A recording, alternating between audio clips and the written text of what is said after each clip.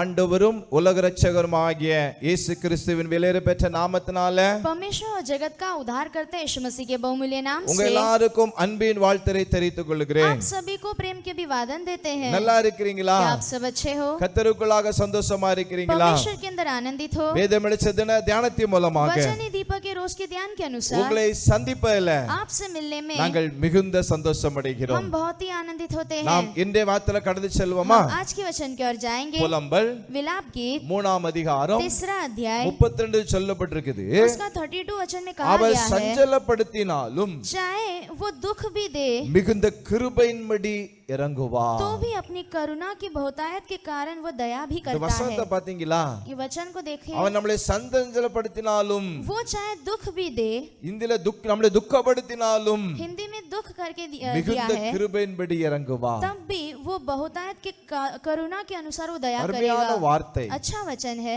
அவன் நம்மள கிருபையின்படி இறங்குற தேவன். वो हम पर करुणा से उतरता है। சொல்லுவாங்க தெரியுமா? कुछ लोग कहते ஏன் हैं, இப்படி நடந்துச்சு? क्यों ये ऐसा हुआ? ஆண்டவர் கண்ணு இல்லையா?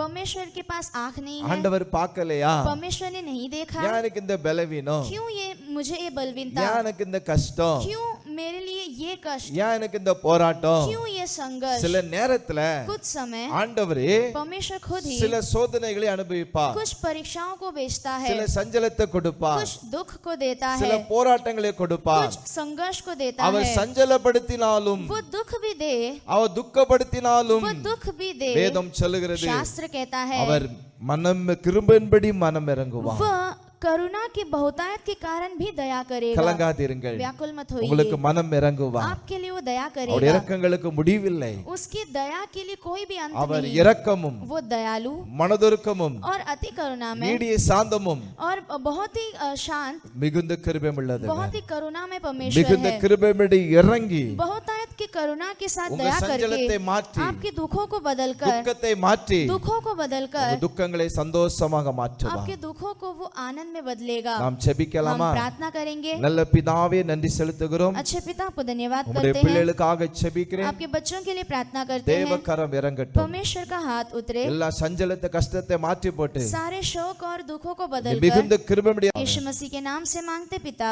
ஆமென். आमीन।